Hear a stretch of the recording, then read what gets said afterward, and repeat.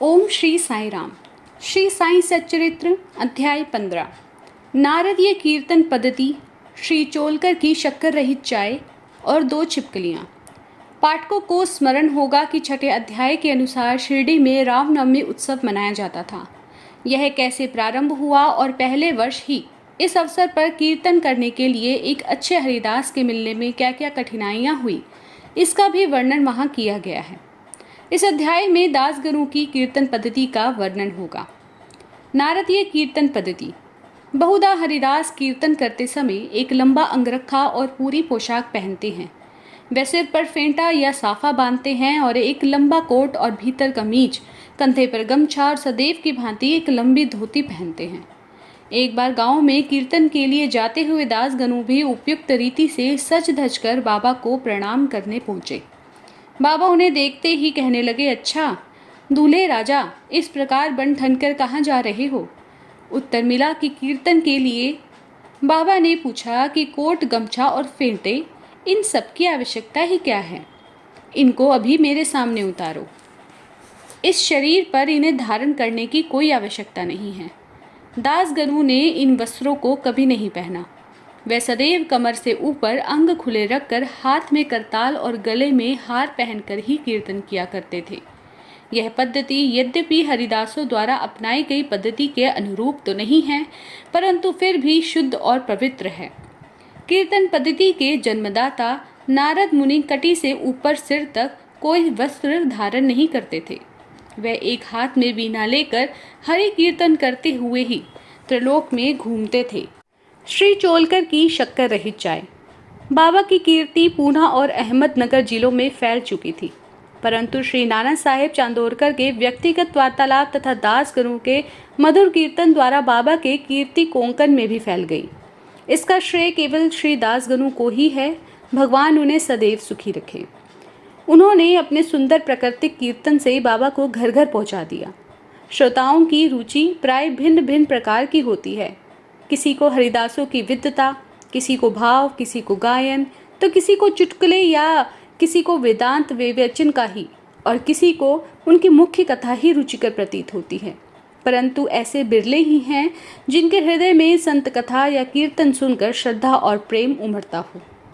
श्री दासगणों का कीर्तन श्रोताओं के हृदय पर स्थायी प्रभाव डालता था। वह एक ऐसी घटना नीचे ही दी जाती है। एक समय ठाणे के श्री कौपिनेश्वर मंदिर में श्री दासगणों कीर्तन में श्री साईं बाबा का गुणगान कर रहे थे। श्रोताओं में एक चौलकर नामक व्यक्ति, जो ठाणे के दीवानी न्यायालय में एक अस्थायी कर्मचारी था, वे भी वहां उपस्थित था। दासगणों का कीर्तन सुनकर वह बहुत प्रभावित हुआ और मन ही मन बाबा को नमन कर प्रार्थना करने लगा कि हे बाबा, मैं एक निर्धन व्यक्ति हूँ और अपने कुटुंब का भरण पोषण भी भलीभांति करने में असमर्थ हूँ। यदि मैं आपकी कृपा से विभागीय परीक्षा में उत्तीर्ण हो गया तो आपके श्री चरणों में उपस्थित होकर आपके निमित्त मिश्री का प्रसाद बांटूंगा। भाग्य ने पलटा खाया और चौलकर परीक्षा में उत्तीर्ण हो गया।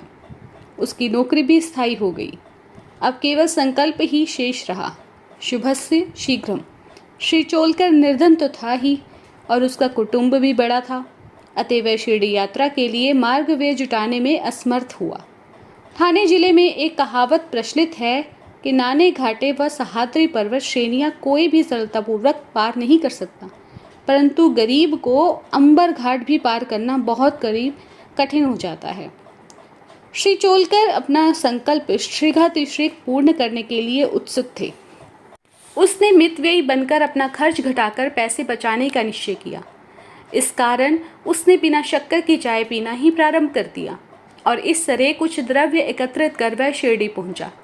उसने बाबा का दर्शन कर उनके चरणों पर गिरकर नारियल भेंट किया तथा अपने संकल्प अनुसार श्रद्धा से मिश्री वितरित की और बोला बाबा से कि आपके दर्शन से मेरा हृदय को अत्यंत प्रसन्नता हुई। मेरी समस्त इच्छाएं तो आपकी कृपा दृष्टि से ही उसी दिन पूर्ण हो चुकी थी। मस्जिद में श्री चौलकर का आतिथ्य करने वाले श्री बापू साहेब जोग वहीं उपस्थित थे। जब वे दोनों वहां से जाने लगे तो बाबा जोग से इस प्रकार कहने लगे कि अपने अतिथि को चाय के प्याले में अच्छी तरह से शक्कर मिलाकर देना। इस अर्थपूर्ण शब्दों को सुनकर श्री चौलकर का हृदय भर आया और उसे बड़ा आश्चर्य हुआ। उनके नेत्रों से अश्रुधाराएं प्रवाहित होने लगी और वह प्रेम से विह्वल होकर श्री चरणों पर गिर पड़े। श्री जोग को अधिक शक्कर सहित चाय के प्याले अतिथि को दो, यह विचित्र आज्ञा सुनकर बड़ा कौतूहल हो रहा था कि यथार्थ में इसका अर्थ ही क्या है। बाबा ने उन्हें संकेत किया कि शक्कर छोड़ने के गुप्त निश्चय से वह भली भांति परिचित हैं। बाबा का यह कथन था कि यदि तुम श्रद्धापूर्वक मेरे सामने हाथ फैलाओगे तो मैं सदैव तुम्हारा साथ दूंगा। यद्यपि मैं शरीर से यहाँ हूँ, परंतु मुझे 7 समुद्रों के पार भी घटित होने वाली घटनाओं का ज्ञान है। मैं तुम्हारे हृदय में विराजित तुम्हारे अंतरस्थ में हूँ, जिसका तुम्हारे तथा समस्त प्राणियों के हृदय में वास है। उसकी ही पूजा करो। धन्य और सौभाग्यशाली वही है जो मेरे सर्वव्यापी स्वरूप से परिचित है। बाबा ने श्री चोलकर को कितनी सुंदर और महत्वपूर्ण शिक्षा प्रदान की। ओम श्री साईं राम। 2 छिपकलियों का मिलन। अब हम 2 छोटी छिपकलियों की कथा के साथ यह अध्याय समाप्त करेंगे। एक बार बाबा मस्जिद में बैठे थे कि उसी समय वहाँ एक छिपकली चिकचिक करने लगी। कौतूहलवश एक भक्त ने बाबा से पूछा कि छिपकली के चिकचिकाने का क्या कोई विशेष अर्थ है? यह शुभ है या फिर अशुभ? बाबा ने कहा, इस छिपकली की बहन आज औरंगाबाद से यहाँ आने वाली है, इसलिए यह प्रसन्नता से फूली नहीं समा रही। वह भक्त बाबा के शब्दों का अर्थ नहीं समझ सका, इसीलिए वह चुपचाप वहीं बैठा रहा। इसी समय औरंगाबाद से एक आदमी घोड़े पर बाबा के दर्शनार्थ आया। वह तो आगे जाना चाहता था, परंतु घोड़ा अधिक भूखा होने के कारण वह बढ़ता ही नहीं था। तब उसने चना लाने के लिए एक थैली निकाली और धूल झटकारने के लिए उसे भूमि पर फटकारा तो उसमें से एक छिपकली निकली और सबके देखते ही देखते वह दीवार पर चढ़ गई। बाबा ने प्रश्न करने वाले भक्त से ध्यानपूर्वक देखने को कहा कि छिपकली तुरंत ही गर्व से अपनी बहन के पास पहुंच गई। दोनों बहनें बहुत देर तक एक दूसरे से मिली, परस्पर चुंबन व आलिंगन कर चारों ओर घूम घूम कर प्रेम पूर्वक नाचने लगी। कहाँ शिरडी और कहाँ औरंगाबाद। किस प्रकार एक आदमी घोड़े पर सवार होकर थैली में छिपकली को लिए हुए वहां पहुंचता है और बाबा को उन 2 बहनों की भेंट का पता कैसे चल जाता है, यह सब घटना बहुत ही आश्चर्यजनक है और बाबा की सर्वव्यापकता की द्योतक है।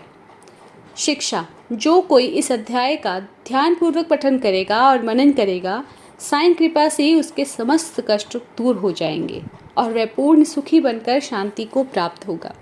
ओम श्री साईं राम। श्री साईं सद्गुरु साईनाथ अर्पणस्तु। शुभम भवतु। अध्याय 15 समाप्ति।